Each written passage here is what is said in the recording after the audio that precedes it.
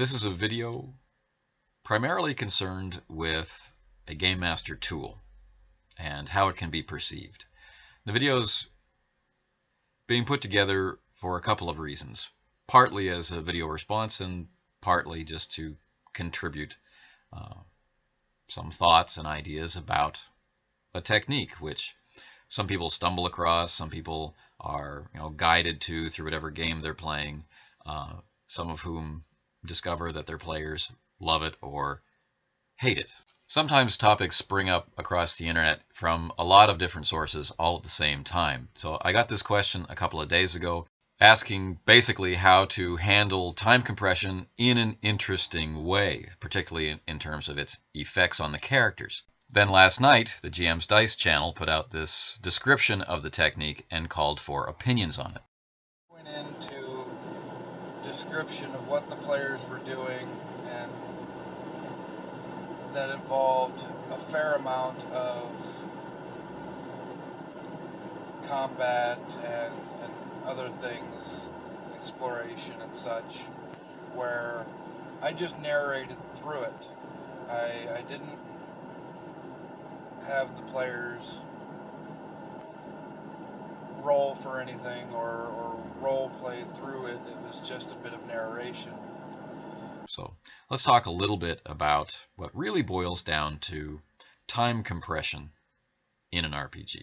When I first started gaming, the default mode, really, like the different tables that I would join, the different people running the game that I would play under, the default mode was really to start play at the gates or the entrance of whatever it is was going to be explored or dealt with. Maybe caves near a particular keep needed to be cleaned out because they were posing a threat to the innocent villagers. We'd start at the caves.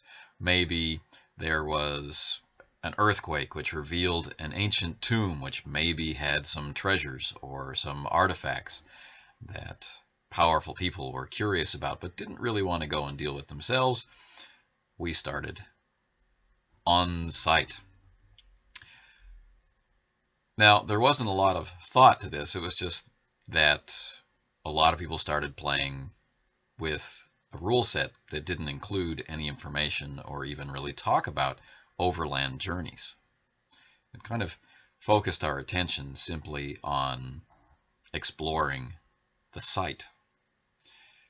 And frankly, it's just an easy way to organize a session. Let's immediately start at the part that the thing is all about. Let's not roleplay an overland journey for several sessions before getting to the thing that we're ostensibly doing.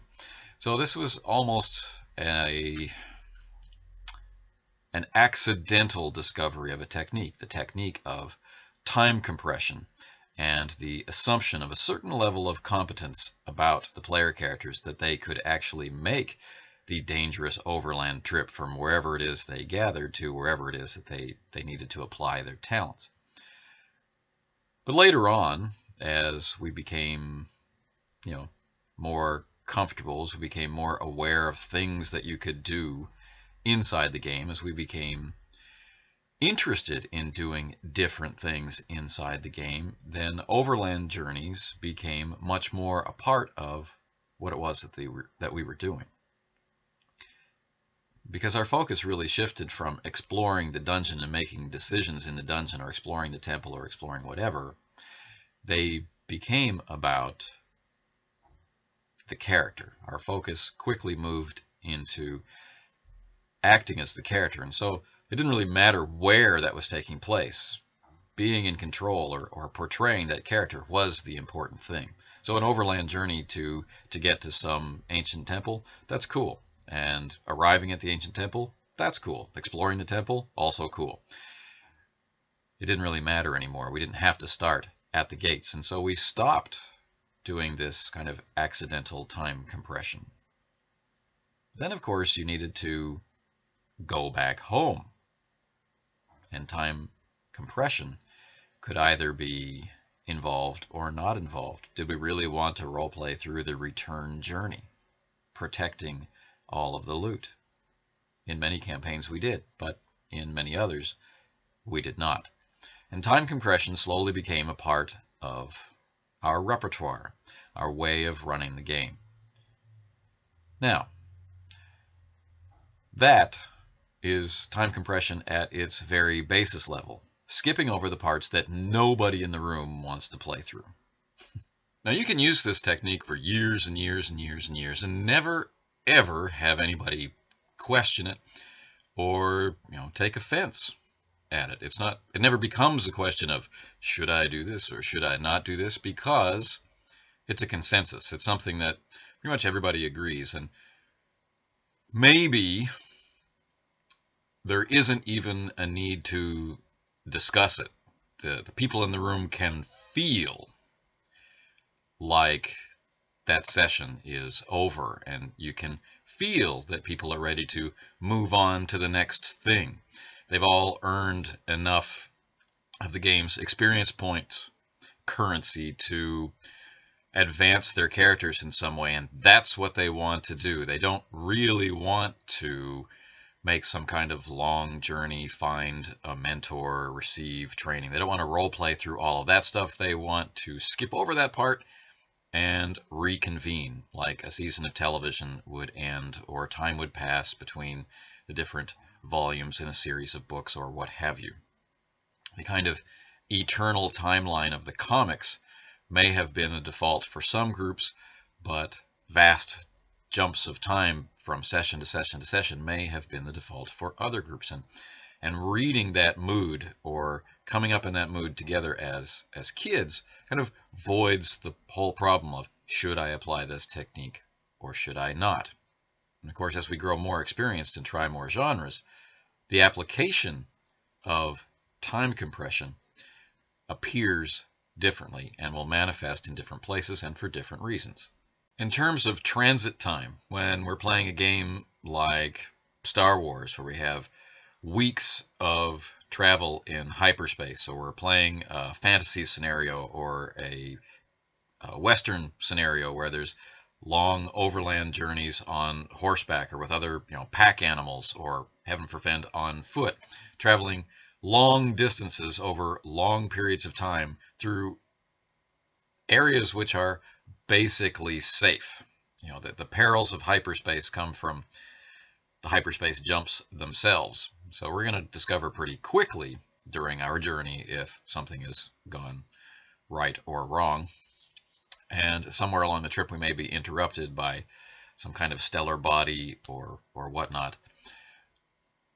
But if that doesn't happen, then really nothing is going to happen other than the passage of time. Overland journeys in a fantasy or Western setting, or a pulp exploration setting, likewise involve long stretches of time where the travel is drudgery rather than exciting. Shouldn't we just skip over this? Shouldn't we compress it? But there are other factors, and as players develop in being players, their tastes begin to evolve. And then we start getting into this should I and shouldn't I apply these techniques, because some of them might really be very much into role-playing every aspect. For some, it may never occur to them that time could be compressed, particularly in these journeys. Well, something could happen at any particular time. Our freighter might impact a rogue stellar body at any time, so we should role play through all the relationships that happen aboard the ship for the many weeks of travel as we go from one side of the galaxy to the other. Or as our wagon train is moving into the Old West, we could encounter venomous snakes, or there could be weevils in the flour. We could run out of provisions. Wagon could be lost to a river, etc., etc. Shouldn't we play through all of this, particularly because our characters are interacting based on the daily stresses of the journey all the time? Things like this.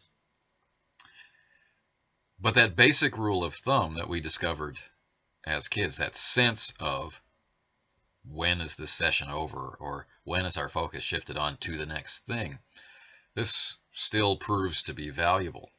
So even if you have someone who's mired in the realism, or someone who's mired in the drama of their character, or someone who's really interested in the very next thing because it's focused on what their particular goals are, there's still the group consensus. How many members of the group really want to play through every minute of every day? But there's another layer than these. Because once you have a grip on the idea of time compression as a game master, then there are periods where you will want to just fast forward to the next thing.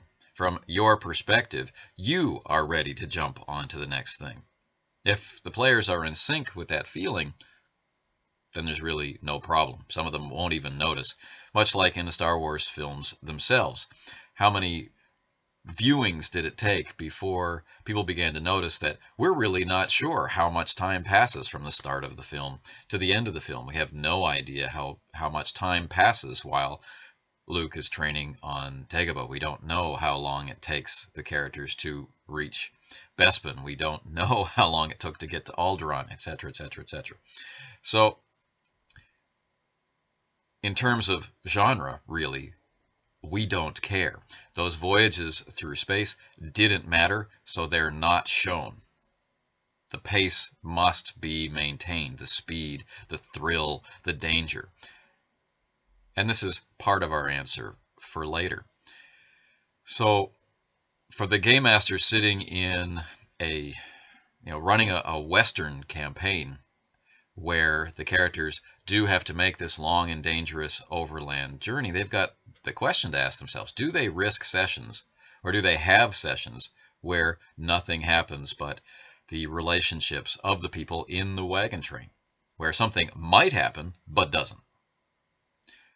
Or are there periods of time where we gloss over the days when nothing happens and we just focus on the points in the journey where we get a sense of the long drudgery of it, but before it becomes drudgery for the players, we advance and modulate time so that they have periods, like a montage would be in a film, where they have periods of nothing is happening, so that they understand that this is the experience of their character. But the focus of the session is on the somethings that happen during this very long journey. Likewise, with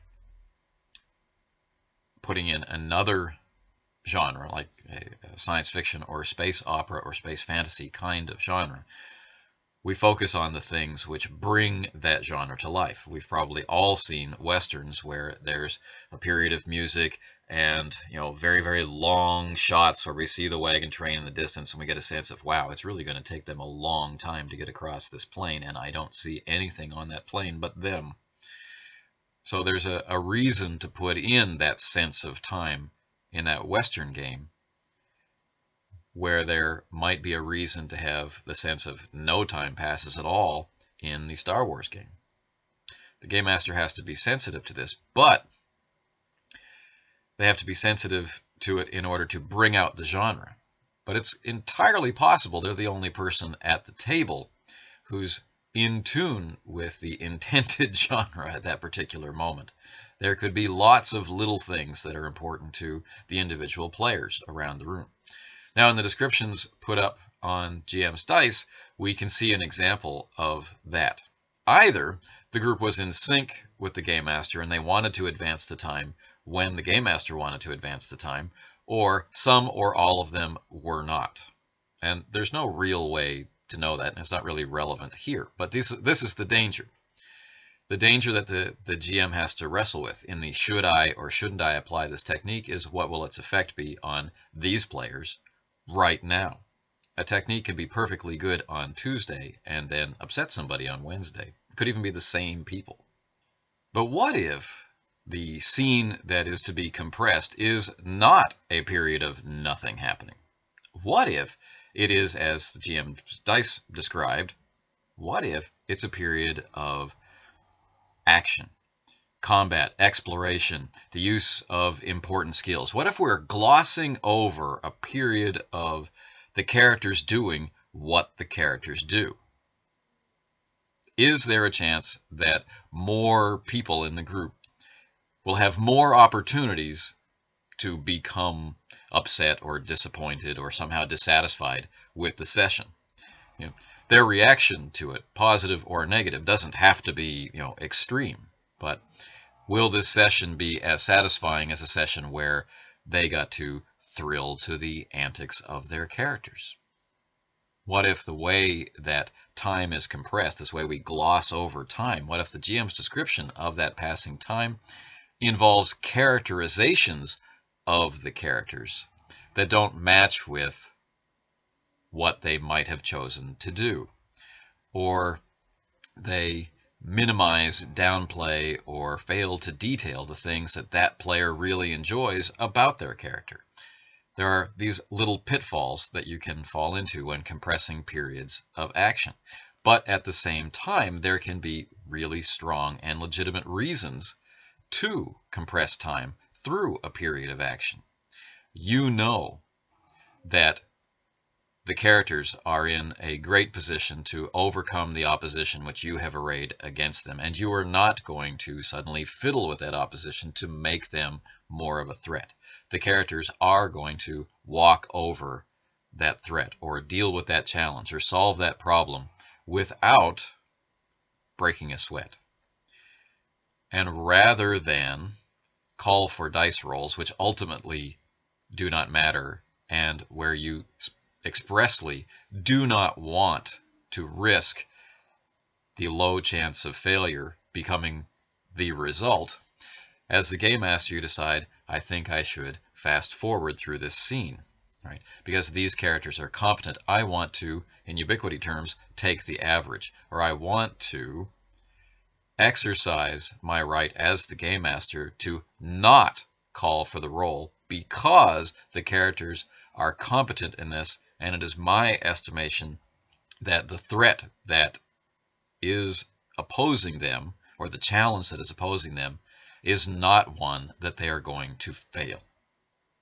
Right? And this is a part of many games going way, way back to early iterations of basic role-playing that tends to get missed on both sides of the screen.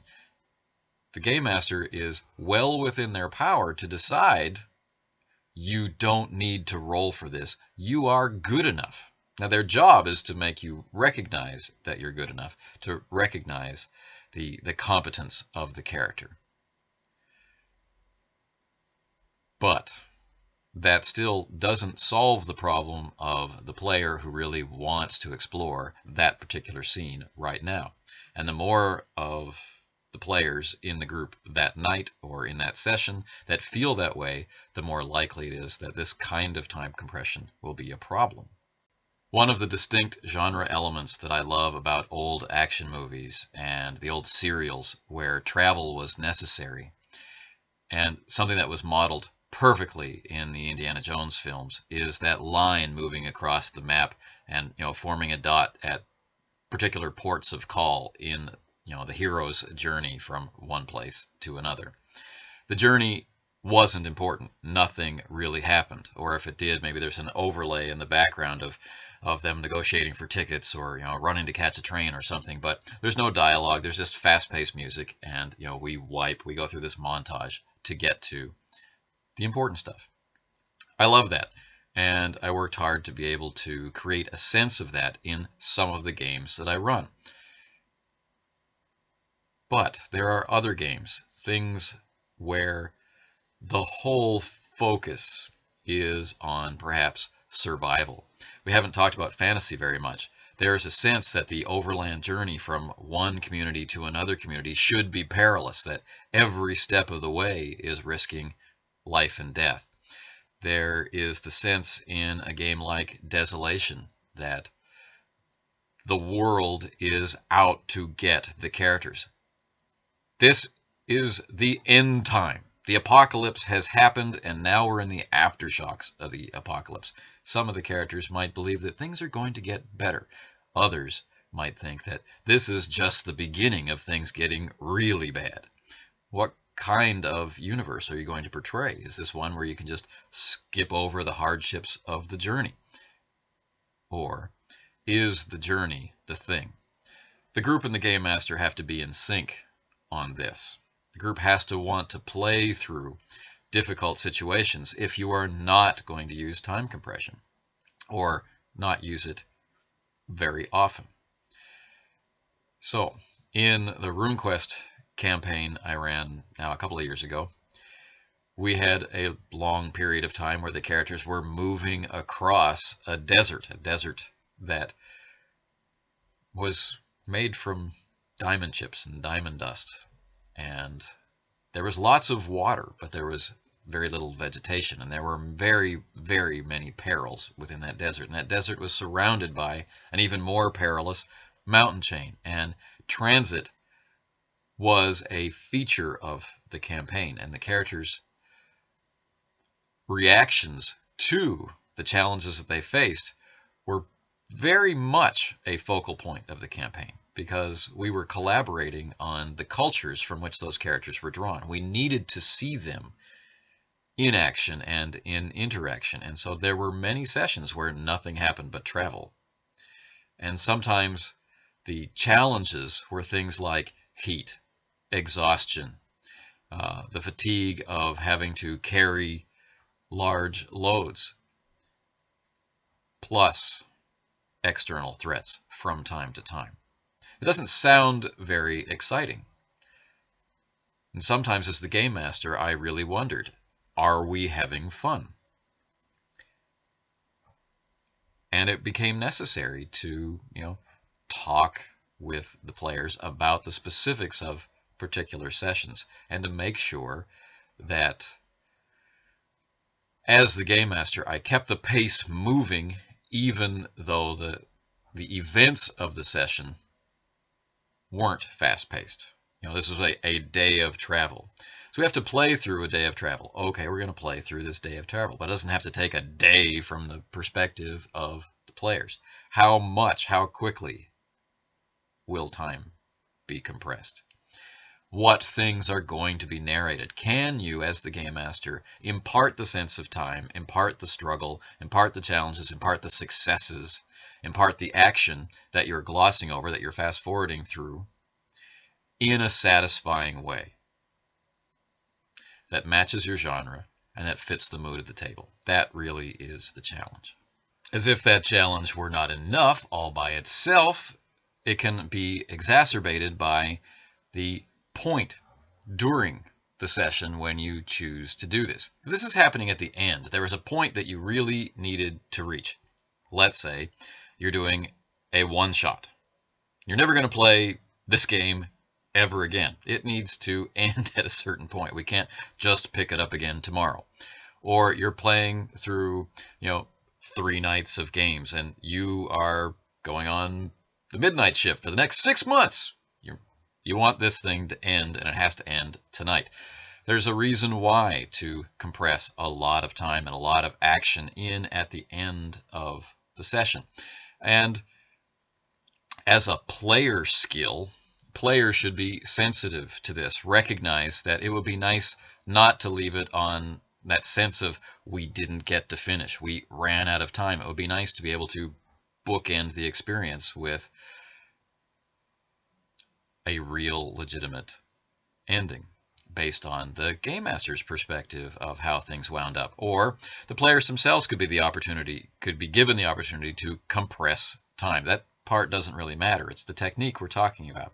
The technique of compressing time, glossing over a period of time, glossing over the use of skills, the statement that characters are competent enough to handle everything that happens between the start of the narration and the end of the narration. So, what if you want to gloss over something in the middle?